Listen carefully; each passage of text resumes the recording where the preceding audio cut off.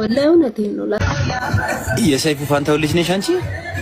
አዎ የእውነት እርግጠኛ ነሽ? የሰይፉ ፋንታው ልጅ ነሽ አንቺ? ወላሂ አልኩህ። እኔ ምን አስዋሸኝ? እኔ አሁን ለቀልድ ግንባርሽንም አፍንጫሽንም ምናምን ሳየው እውነት ነው የሰይፉ ፋንታውን ልጅ ነው የምትመስዪው። ታስታውቂያለሽ በደንብ። ትናንት ላይ ቀርቤ ሰይፉ ፋንታውን አባቴ ነው። ሰላም ጤና ይስጥልን ውድ የሆነ አዲስ ሚዲያ ተከታታዮች እንዴት ከረማችሁ? ወቅታዊና አዳዲስ መረጃዎችን ወደ እናንተ የምናጋራበት ሚዲያ ነው። የዛሬው መረጃችን የሚያተኩረው የጋዜጠኛ ሰይፉ ፋንታውን ልጅ ነኝ ብላ ራሷን በሶሻል ሚዲያ ብቅ ስላደረገችው ሴት ይዳስሳል። እንግዲህ ይህች ልጅ ከሰሞኑ በቲክታክ ሰይፉ ፋንታውን ልጅ ነኝ በማለት የሰይፉን የአባትነት ጥያቄ ውስጥ ከተዋለች። ብዙ ሰዎችንም ያስገረመ ጉዳይ ነው። የፊቷ አቀማመጥና ተክለ ሰውነቷ የሚመሳሰል ቢሆንም እስከዛሬ ለምን የአባትነት ጥያቄውን እንዳላቀረበች ጥያቄ የሚፈጥር ጉዳይ ነው። ብዙዎችም ሲነጋገሩበት ነበር። አሁን ላይም ለምን ይህንን ጉዳይ ወደ ሚዲያ ማምጣት እንዳስፈለገ ይገርማል። እንደሚታወቀው ሰይፉ ፋንታውን ኢቢኤስ ላይ ታዋቂ የሆነ የሰይፉ ኦን ኢቢኤስ ፕሮግራም አዘጋጅና አቅራቢ ሲሆን ረጅም ለሆነው አመታትም ይህንን ፕሮግራም ሲያቀርብ እንዲሁም ደግሞ ለአድማጭ ተመልካቾች ሲያቀርብ ተስተውሏል። በዚህ የጋዜጠኝነት ስራውን ብዙ ሰዎች እንደተዋወቀ ብዙ ጓደኞችን እንዳፈራ ከሀገር ውስጥም ሆነ ከውጪ ከተለያዩ ድርጅቶች እንዲሁም ደግሞ ግለሰቦች፣ ታዋቂ ሰዎች፣ የፖለቲካ እውቅና ካላቸው ሰዎች ጋር ብዙ ግንኙነት እንዳለውም እውቅናም እንዳለውም እንዲሁም ደግሞ በኢትዮጵያ ውስጥ አለ ተብሎ ከሚጠራ የሾው ፕሮግራም ውስጥ ግንባር ቀደሙ እንዲሁም ደግሞ በአዝናኝነቱ በአስደሳችነቱ እሁድን ተጠብቆ የሚታይ ፕሮግራም አቅራቢ መሆኑ ይሄ በአንድ ድምጽ የሚያስማማ ጉዳይ ነው።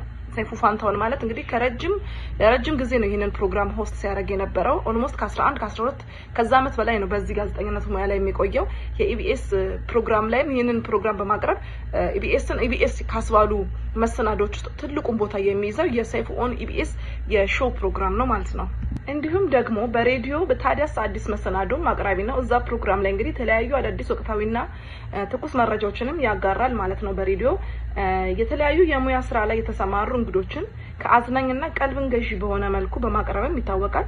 ብዙ ጊዜ እውቅናና ከፍ ያለ ቦታ ያሉ ሰዎች የአባትነት ጥያቄ ጋር የሚነሳ ሲሆን አብዛኞቹ በእርቅና በሽማግሌ ጉዳዩን ይዘጉታል። ጉዳዩን በዛ ተሸፋፍኖ ይቀራል። ለሚዲያ ግልጽ የሆነ ነገር ቢሆንም በውስጥ ይጨርሱታል ማለት ነው። እንግዲህ የሰይፉ ልጅ ነኝ ብላ የመጣችው ይህች ወጣት አክስቷ የአባቷን ማንነት እንደነገረቻትና የአባትነት ጥያቄውን መጠየቅ እንዳለባት እንደወሰነች እንዲሁም ደግሞ ራሱ ሰይፉም ይህንን ጉዳይ አያውቅም፣ ልጁ መሆኔን እያወቀ የደበቀው ነገር የለም፣ እሱም እኔም አናውቅም፣ ለሁለታችንም ጉዳዩ አዲስ ነው፣ ስለዚህም እኔ በእሱ አልፈርድም ስትል ትደምጣለች። በመሀል ላይ የታጀበ ንግግር እንዲሁም ለእውነት የቀረበ ገለጻ ነበር ያደረገችው። እንግዲህ ለብዙዎችም ሶሻል ሚዲያ ላይ ሲቀባበሏት ነበረ። የእስልምና እምነት ተከታይ ናት። ይህንን ነገር ወይም የአባቷን ማንነት እናቷ ለምን እስከዛሬ እንዳላስተዋወቀቻት ከአባቷ ጋር ወይም ደግሞ በልጅነቷ እንዳልነገረቻት ጥያቄ የሚፈጥር ነገር ነው። ልጅቷ ግን ሰይፉ በትክክል አባቷ መሆኑን አስረግጣ እየተናገረች ነው። ምናልባትም ልጅቷ ለምን እስከዛሬ ይህንን ጉዳይ ወደ ሚዲያ አላመጣሽም? ከሰማሽ ቀን ጀምሮ በቅርቡም ብትሰሚ እንዴት ቶሎ አልመጣሽም ተብላ ስትጠየቅ የአባቴን ማንነት ማለትም የሰይፉ ፋንታውን ትዳር እንዳይበተን ስል ነው ዝም ያልኩት። አሁን ግን ትክክለኛው ጊዜና ሰዓት ይመስለኛል ብላለች። እንግዲህ የሰይፉ ባለቤት ቬሮኒካ እንግዲህ እንደምትታወቀው ቬሮኒካ ነው የምትባለው የሰይፉ ባለቤት ታዋቂ ሰው ባለቤት ሲኮን ወይም ደግሞ ቲቪ ላይ ወይ ሬዲዮ ላይ ግንባር ቀደም ከሆኑ ሰዎች ውስጥ ትዳር አጋር ስትሆን ብዙ ፈተና አለው። ይሄ ይታወቃል ማለት ነው። የትዳር አጋር ስትሆኑ ብዙ ጊዜ ፈተና ስለሚኖር የሰይፉ ባለቤትም ይህንን ጉዳይ በትኩረትና በጥንቃቄ በተሞላበት ሁኔታ ትመለከተዋለች ብለን እናምናለን። ትክክለኛ እንኳን ወይም ደግሞ እውነተኛ ልጅ ብትሆን ከትዳር በፊት የተደረገና የተፈጠረ ጉዳይ ስለሆነ እንዲሁም ሰይፉም የሚያውቀው ነገር ስለሌለ ብዙም ትዳሩ ላይ ጉዳት ያደርሳል የሚል እምነት የለኝም። ከትዳር በፊት የተደረገ ነገር ስለሆነ እንግዲህ ልጅቷ እንደገለጸችው ይህንን ጉዳይ ሰይፉም አያውቅም ብላለች። እያወቀ ቢሆን የደበቀው ወይም ደግሞ የልጁን ማንነት ክዶ ቢሆን ኖሮ ሌላ ጥያቄ ውስጥ የሚከትና ትዳሩንም ወደ ሌላ አቅጣጫ የሚከትበት አዝማሚያ ሊኖር ይችላል። ነገር ግን ልጅቷ እንደገለጸችው ሰይፉም ይህንን ነገር አያውቅም ብላ ነው እንግዲህ ሀሳቧን የገለጸችው ማለት ነው። እንደሚታወቀው በተለያዩ የህይወት አጋጣሚ ወላጆች ከልጆቻቸው ጋር አብረው መሆን ሳይችሉ ይቀራሉ። አንዳንዴም ልጅ እንዳላቸው እንኳን የማያውቁ ብዙ አባቶች አሉ። ነገር ግን ልጆቹ ካደጉ በኋላ አባታቸውን ይፈልጋሉ። አባቶችም ልጆችን ሲቀበሉ ማየት የተለመደ ነው። እንደ አዲስ ልጆች ካደጉ ወዲያ ከአባቶቻቸው ጋር ሲተዋወቁ ማየት የተለመደ ነገር ነው። እንግዲህ እንደሚታወቀው ጋዜጠኛ ሰይፉ ትዳር የያዘው ትልቅ ከሆነና 30ዎቹን ጨርሶ ወደ 40ዎቹ ሊጠጋ ሲል እንደሆነ ይታወቃል። በተለያዩ አጋጣሚዎችም ስለ ትዳር ሲናገር ዘግይቶ ትዳር ውስጥ መግባት ጥሩ እንደሆነ በትዳር ውስጥ የሚፈጠሩ ግጭቶችን እንዲሁም አለመስማማቶችን በቀላሉ መፍታት እንደሚቻል ያው ከማቹር ከማድረግ ወይም ደግሞ በአስተሳሰብም ከፍ ከማለት አንፃር ለማለት ነው የፈለገ ይመስለኛል። ከህይወት ብዙ ትምህርት ስለምታገኝ ቆየት ብሎ ማግባት ጥሩ ነው ሲልም ይደመጣል። እንግዲህ አንዳንድ ትዳር አማካሪዎችም ይህንን የሰይፉ ሐሳብ ይደግፉታል።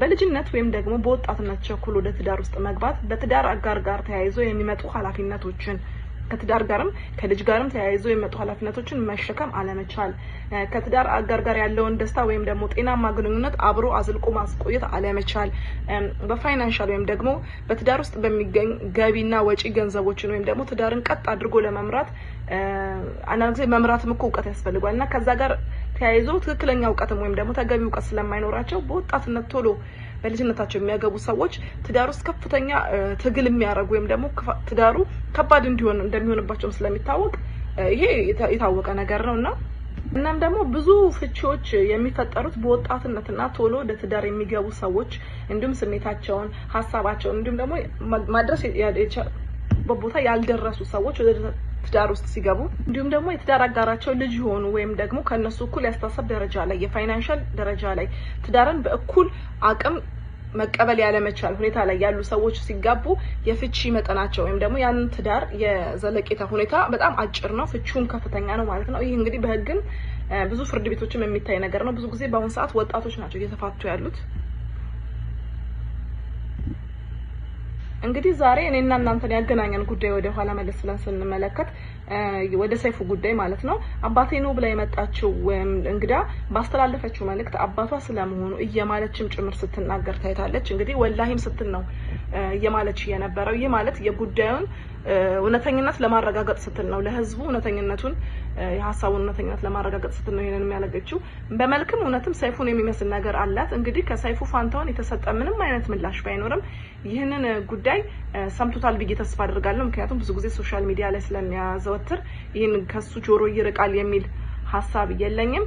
ያው እንግዲህ ያለውን ነገር ወይም ደግሞ ይህንን ሐሳብ ከባለቤቱ ጋር ተነጋግሮ መልስ ይሰጥበታል እንዲሁም ብያስባለሁ። እንዲሁም ጉዳዩ ወደ እውነትነት የቀረበ ከሆነ እንኳን በዲኤንኤ ምርመራም ሊያደርጉ ይችላሉ የሚል አዝማሚያም ሊኖረኝ ይችላል። በትክክልም ልጁ ከሆነች እንደሚረዳትም ከልጆቹ አንዱ አድርጎ እንደሚቀበላትም ተስፋለን ብለን እንመን እስቲ። ምክንያቱም ለመቄዶንያ ገቢ በማሰባሰቢያ ፕሮግራም ላይ ራሱን እስኪስት ድረስ በጣም ሲደክም በጣም እንቅልፉ ሲመጣ ይህን ሁሉ እየታየ ለመቄዶንያ ገቢ ሲያሰባስብ የነበረ ሰው ስለሆነ ይህንን የሚያደርግ ሰው ልጁን እንዴት ይክዳል ብለን እንጠብቃለን። እና እንግዲህ ይህንን እንግዲህ የምትመለከቱ ቤተሰቦች ለሰይፉ ይህ ነገር አዲስ አይደለም። ከዚህ በፊትም እንደዚሁ የሰይፉ ሚስት ነኝ፣ የሰይፉ የድሮ ፍቅረኛ ነበርኩ፣ ልጅ አለው ከኔ ጋር የሚል በተለያየ ጊዜ በመጽሔት አሁን እንደሆኑ በሚዲያ ባይሆንም በመጽሔት የሚወጡ ጉዳዮች ነበሩ። እንግዲህ ምን ላይ እንደደረሱ ማወቅ አንችልም። ያው ያኔ ሶሻል ሚዲያ በብዙዎቻችን ዘንድ የተዋወቀ ነገር ስላልነበረ ጉዳዩን እንዳልኳችሁ በውስጥ ይጨርሱታል።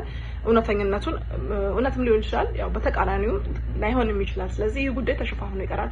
ያሁኑ ግን ሚዲያ በጣም የተስፋፋበት ነው ሀገራችን ላይ። ጠዋት የተነገረው ነገር ማታ ላይ ድፍን ኢትዮጵያ ላይ ተወርቶበት ከኢትዮጵያ ውጭ ያሉ ዓለም ሀገራት ላይ ያሉ ሰዎች ይህንን ጉዳይ አውቀውት የምንሰማበት ጊዜ ላይ ስለደረስን ተሸፋፍኖ ይቀራል የሚል ሐሳብ የለኝም። እውነቱ በሰዓቱ ይወጣል። እንግዲህ ልጅቷ ቪዲዮ ላይ እንደሚታየው 20ዎች ውስጥ የገባች ይመስለኛል። ያው የሰው ልጅ በተክለ ቁመና መገመት ባይቻልም 20ዎች ውስጥ የገባች ይመስለኛል። እንግዲህ ትክክለኛ ልጅ ሆና ከተገኘች ሰይፉ በወጣትነቱ የወለዳት ልጅ ናት ማለት ነው። እንግዲህ ከትዳር በፊት በወጣትነቱ ብዙ ጊዜ ሲናገር ጫት እንደሚቅም፣ ሲጋራ እንደሚያጨስ፣ የተለያዩ ሱሶች እንዳሉበት ይናገራል ማለት ነው። እንግዲህ በዛ ሰዓት ቢፈጠር ነገር ቢሆንም ከትዳር ውጭ የሆነ ነገር ስለሆነ የአሁኑ ትዳሩ ላይ እክል ይገጥሟል የሚል ሐሳብ የለኝም። በእርግጥ ነገር ግን ልጁ ከሆነች ያው በልጅነቱ የወለዳት የአብራኩ ክፋይ ናት ማለት ነው። እንግዲህ እውነት ከሆነ በጣም ደስ ይላል። ካልሆነም ደግሞ እንግዲህ ልጅቷ በሌላ አቅጣጫ አክስቷን መጠየቅ ይኖርባታል፣ ትክክለኛ አባቷን እንድትነግራት ማለት ነው ይመስለኛል። እናቷ በህይወት ብትኖር ይህንን ነገር ከአክስቷ እውነቱን መስማት አይጠበቅባትም ነበር። ትክክለኛውን ማንነት የአባቷን ማለት ነው ከእናቷ አፍ መስማት ትችል ነበረ። ምክንያቱም ልጅ የሚፈጠረው በእናትና በአባት መካከል ባለ ግንኙነት ስለሆነ ከማንም በፊት ስለ ልጃቸው ቀድሞ የሚያውቁት እናትና አባት ናቸው። ወይም ደግሞ አባት ካላወቀ እናት ናት ቀድማ የምታውቀው። ስለዚህ እናቷ በህይወት ብትኖር ኖሮ ይመስለኛል፣ በህይወት ያለች አይመስለኝም። ካለች ግን ትክክለኛውን መረጃ ከእናቷ ምን ሰማ ይሆናል እንግዲህ የምትሰማም ነበር የሚመስለን ማለት ነው። ከዚህ ጋር በተያያዘ ቤተሰቦች ከዚህ ጉዳይ ጋር በተያያዘ የመጡ አዳዲስ ጉዳዮች ካሉ በቀጣይ ለእናንተ በመረጃ መልክ ለተመልካቾቻችን የምናቀርብላችሁናል። እናንተስ እንዴት ተመለከታችኋት? ልጅቷንስ እውነት ለሰይፉ የሚቀርብ መልክ አላት? እንግዲህ አነጋገሯንም እንዴት ተመለከታችሁት የሚለውን እንግዲህ ለእናንተ ሰጥቻለሁ። በኮሜንት ሴክሽን ላይ ሐሳብ አስተያየታችሁን ግለጹ። የዛሬ መረጃ ይህንን ይመስል ነበር። እንደተለመደው ላይክ፣ ኮሜንት፣ ሼር፣ ሰብስክራይብ በማድረግ ቤተሰብ ይሁኑ። እንግዲህ በአዲስ መረጃና ይህንን በተያያዘና በአዲስ መረጃ ተመልሰን እንገናኛለን ማለት ነው። ሰላም ቆዩኝ።